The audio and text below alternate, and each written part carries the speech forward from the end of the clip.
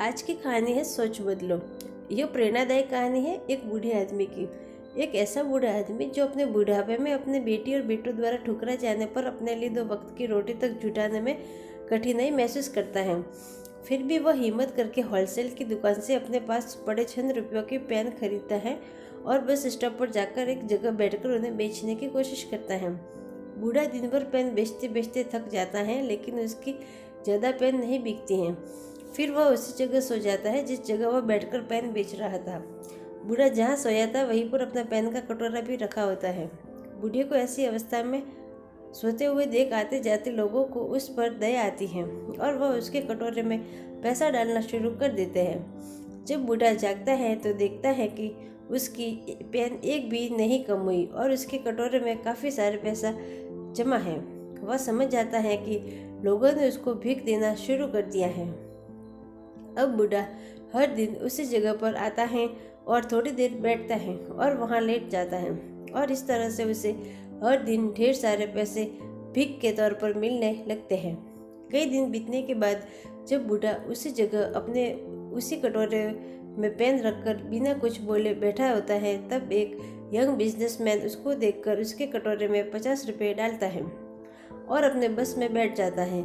कुछ सेकंड बाद उस बिजनेसमैन को क्या सोचता है पता नहीं कि वह बस से नीचे उतरता है, उस बूढ़े के पास आता है, उस कटोरे से कुछ पेन उठाता है और उसे कहता है कि इस पेन की कुछ कीमत है और मैं आपको कीमत देकर यह पेन ले रहा हूँ। आखिर आप भी एक बिजनेसमैन हैं और मैं भी। इतना कहकर वह फिर से अपने बस में बैठ जाता है और बस चली जाती है। उस यंग बिजनेसमैन की बातें जैसे बूढ़े के दिल में उतर जाती हैं।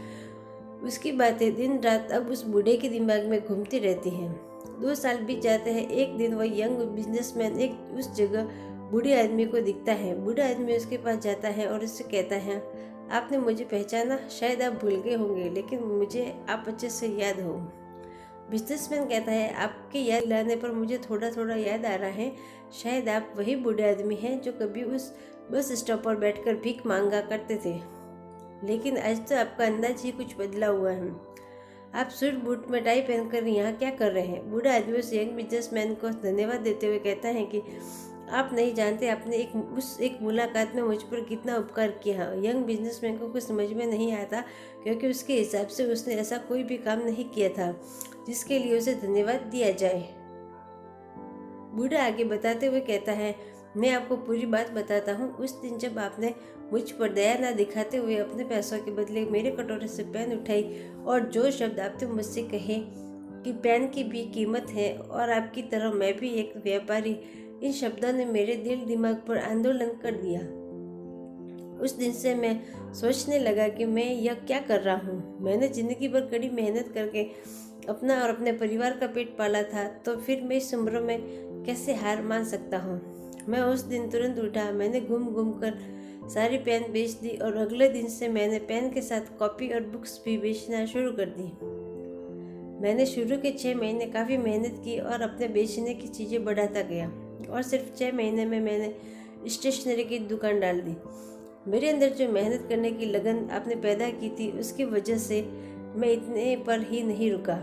मैं स्टेशनरी में भी काफ़ी मेहनत करता था और मैंने कई सारी स्टेशनरियाँ खोल ली और आज मैं शहर का सबसे बड़ा स्टेशनरी का थोक व्यापारी हूँ। उस यंग बिजनेसमैन को उस बूढ़े आदमी की सफलता देखकर बहुत खुशी हुई। उसने बूढ़े आदमी को गले से लगा लिया और उसे कॉन्ग्रेचुलेशंस कहा। दोस्तों, दुनिया क्या सोचती है इससे कुछ भी फर्क नहीं पड़ता। फर्क पड़ता है आप अपने बारे में क्या सोचते हो। अगर आप अपने आप को कमज़ोर मानते हो, आप सोचते हो कि आप कमज़ोर हो, तो आप कमज़ोर हो जाते हो।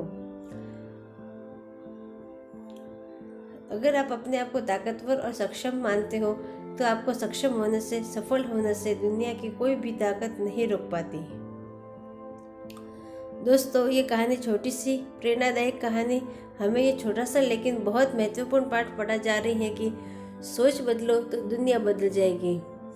Thank you. आपको मेरी कहानी कैसी लगी कमेंट करके ज़रूर बताएं। मेरे चैनल को लाइक करें, शेयर करें, हम सब्सक्राइब करें।